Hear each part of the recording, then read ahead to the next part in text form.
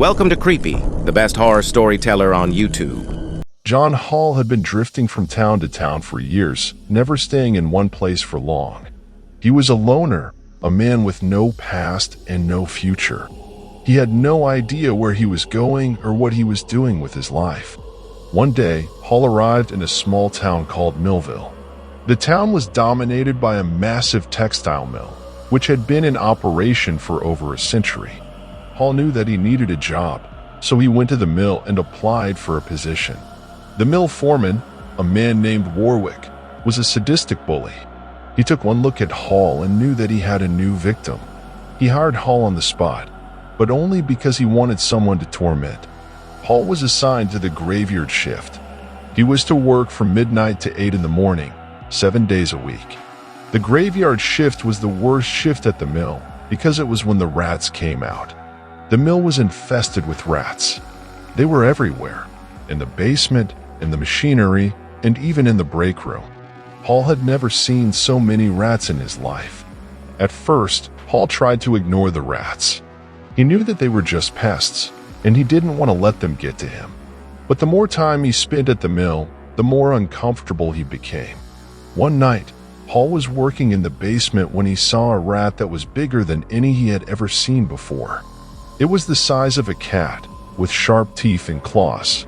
Hall froze in terror as the rat stared at him with its beady red eyes. Hall knew that he had to do something about the rats. He couldn't keep working in a place where he was constantly in danger. He decided to talk to Warwick about the problem. The next day, Hall went to Warwick's office and told him about the giant rat he had seen. Warwick dismissed his concerns, telling him that he was just being paranoid. "There are no giant rats in this mill," Warwick said. "You're just imagining things." Hall knew that Warwick was lying. He had seen the rat with his own eyes. But he also knew that there was no point in arguing with Warwick. Hall decided to take matters into his own hands. He started carrying a baseball bat with him to work. He also started to investigate the rat problem on his own. Hall talked to the other graveyard shift workers about the rats. They all had stories to tell about the pests. One worker said that he had seen a rat eat a live cat. Another worker said that he had been bitten by a rat and had to go to the hospital. Hall realized that the rat problem was more serious than he had thought. He also realized that he was in danger. The rats were getting bigger and more aggressive, and Warwick was refusing to do anything about it. Hall knew that he had to get out of the mill, but he also knew that he couldn't just leave. He had to find a way to stop the rats before they could hurt anyone else. One night, Hall was working in the basement when he heard a noise coming from behind a pile of crates. He cautiously approached the crates and peered behind them. There, he saw a hidden doorway. Hall had never seen the doorway before. He slowly pushed it open and peered inside. The doorway led to a dark chamber. Hall could see that the chamber was filled with something, but he couldn't make out what it was. He took a deep breath and stepped inside. The chamber was filled with human and animal bones. Hall's stomach churned as he realized that he was standing in a charnel house. Hall heard a noise behind him and turned around. He saw Warwick standing in the doorway, his eyes glowing red. "Welcome," Warwick said. "I've been waiting for you." Hall knew that Warwick was insane. He had been driven mad by the rats. "What is this place?" Hall asked. "This is where I feed the rats," Warwick said. "I've been feeding them for years. They're my pets. And now, they're hungry." Warwick lunged at Hall, his claws extended. Hall dodged out of the way and swung his baseball bat at Warwick's head. Warwick staggered back, but he didn't go down.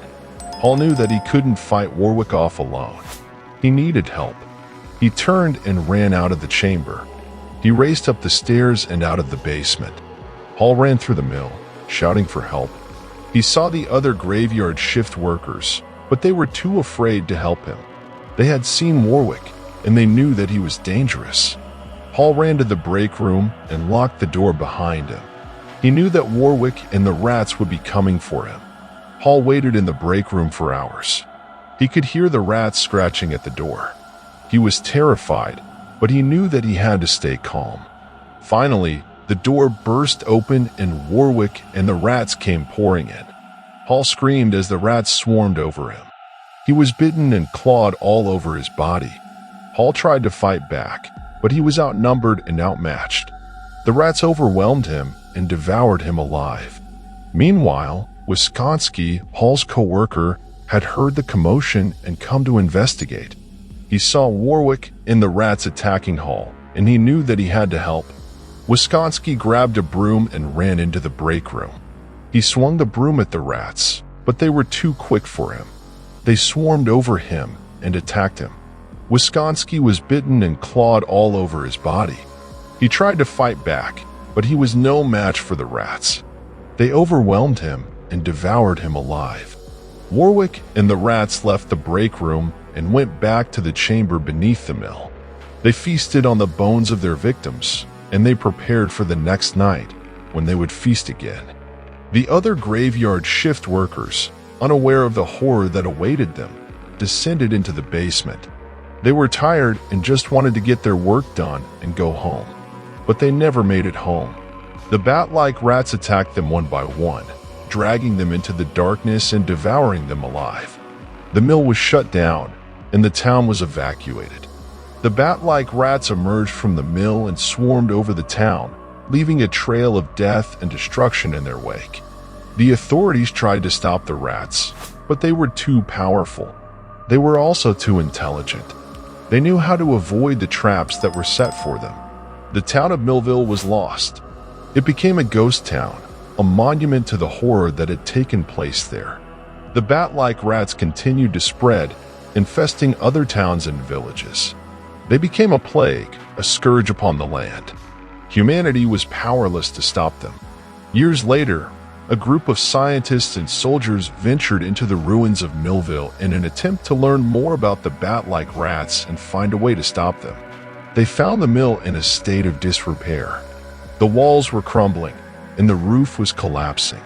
The machinery was rusted and overgrown with vines. The scientists and soldiers made their way to the chamber beneath the mill. They found the chamber filled with human and animal bones. They also found Warwick, who had been dead for years.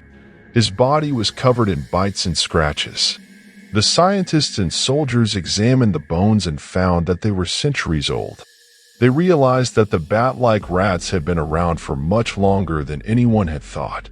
The scientists and soldiers also found a journal written by Warwick. In the journal, Warwick described how he had been feeding the rats for years. He also described how the rats had been getting bigger and more aggressive. Warwick had tried to warn the other workers at the mill about the rats, but they had ignored him. He had even tried to warn the authorities, but they had dismissed his concerns as the ramblings of a madman. In the end, Warwick had been driven mad by the rats.